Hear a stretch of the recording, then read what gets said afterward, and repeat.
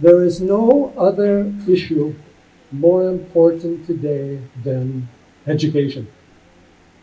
And this is a problem and an opportunity from throughout the world. It's very important that education does not just simply produce jobs or provide skills or mere information. It must develop character. It must develop the inner awareness, and it must allow the student to have original thoughts, direct experience, and to be able to adapt to all the changes going on in the world today and in the normal course of human life. And I would have to say that throughout the world, the educational systems are failing, particularly even so in India, because what is being produced is more information, data, technology, outer images, and attempts to control the outer world without understanding our inner self and inner being. True education is also about developing power of awareness, power of attention, receptivity to the whole of life, direct perception, and the ability to have our own direct experience of life. Today, we live in the media. We say that the world is Maya. The media is the Maya of the Maya. And today, we are drawing secondhand information from people who are trained to study secondhand sources only, like journalists. And the true gurus are not really being honored except in some exceptional ways. Instead, we follow mere opinions, data, information, often what is no more than a prejudice. And we train the students not to discover the inner truth as through yoga and Vedanta, but to get caught up in ideologies, and in ideologies or belief systems. Sadly, I would have to say many of them coming from the West, and substituting these type of ideologies with the pursuit of truth, which is very different. I remember about 20 years ago, we had given a huge program at JNU, Jawaharlal Nehru University, on the antiquities of the Vedas in India. I think we had about 500 students overall. And we presented all the archaeological, geological, textual evidence with about a dozen different presenters, of which I was one. And we were wondering, in the end, what the questions would be. And there were only two, but one I remember very distinctly. And the student said, yes, we can see from the information you have presented us that the Vedas have its antiquity, origins in India, and there's a continuity of civilization in India from the most early period. However, because this information is politically advantageous to certain Hindu groups, it should be suppressed even if it is true. So we live in a world where data is being spun to project or uphold certain points of view, and the outer pursuit of ideology and politics has more weight than any real pursuit of truth. And this is happening in many schools, areas throughout the world. Then in India, in Bharat, there is this tremendous culture, vast ancient culture, not only Veda, Yoga, Vedanta, all these Vedangas, etc. There's also the art, the temple worship, music, dance, so many things. This culture needs to be preserved. And today we can say that there is very little culture being preserved in educational systems, particularly in India, and certainly not educationally culture in the Bharatiya tradition. The people, the intellectuals know Shakespeare, but they don't know Kalidas. And they pride themselves in not knowing their own tradition, intellectuals in India, including journalists, writers.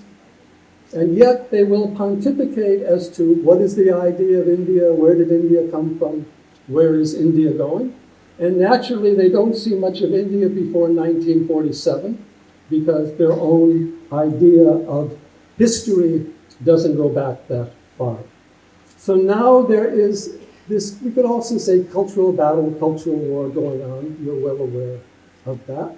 But it's very important to preserve the culture, not just simply for local value, but for value throughout the world. Where we go now in the world, we teach yoga, Ayurveda, Vedanta, Jyotish, other aspects of the Vedic teachings. And there is a large audience for that globally. And at the same time, here in India, it's being not given its proper due, although that is coming up. We also see when we come to India a lot of missionary activity going on, NGOs promoting the Western culture, Western religion. I'm not saying that's necessarily wrong, but there also needs to be an understanding of the culture and tradition here. India, Bharat is unique. India must be Bharat.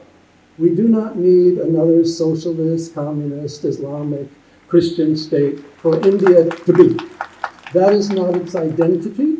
That is not the heritage that it carries. And that is what needs to be preserved.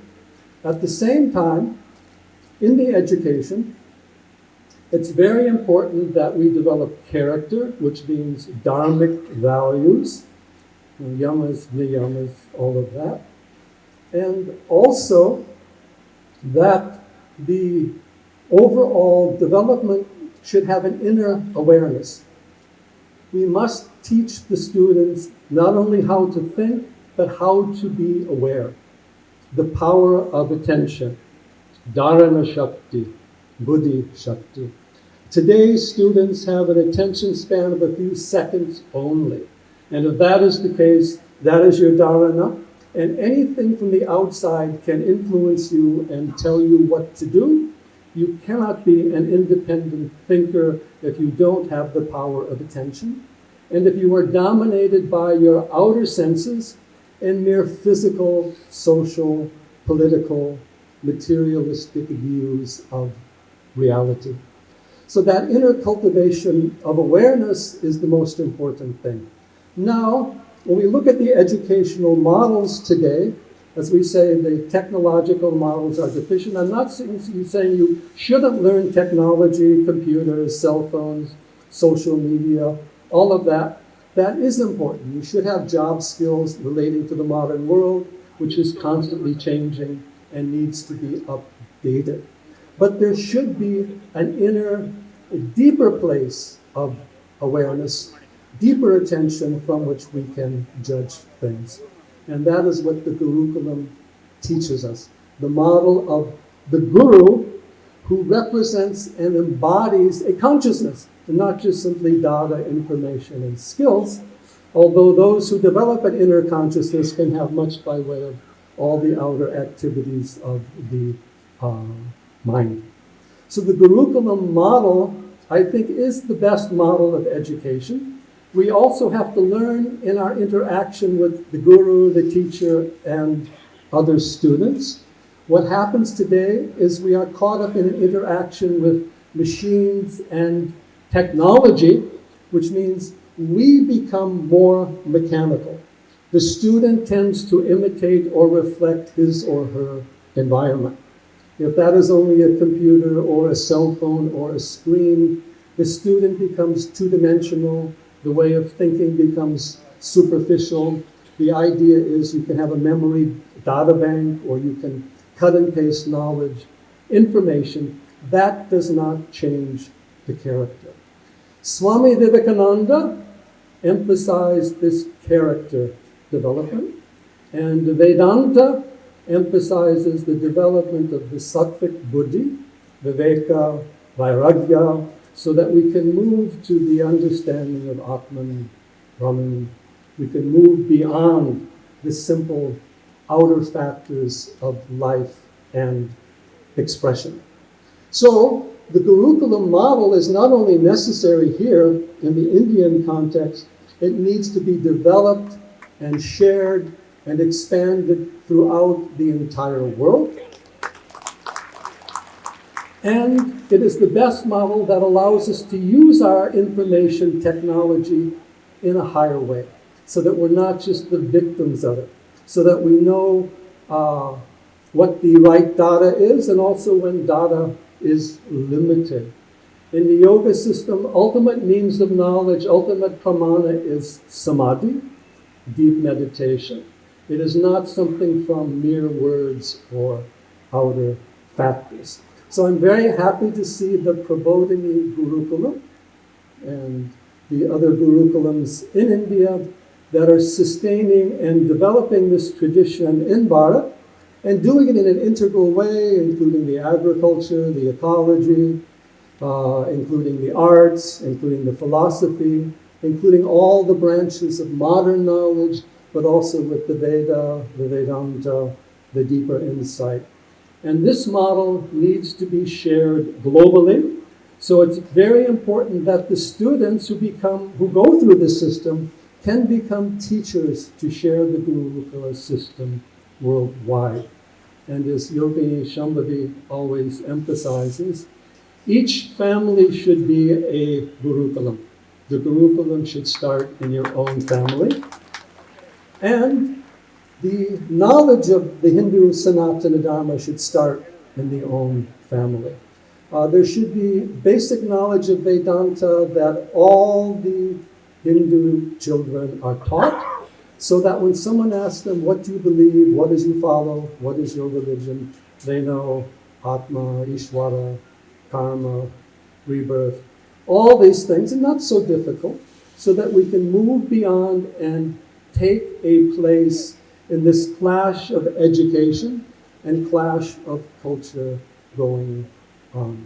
So we are very happy to see that in India today, this Gurukula model is arising, and Prabhodhini now, after 24 years, now this model is gaining maturity, it is becoming expansive, it can move out to the world as a whole.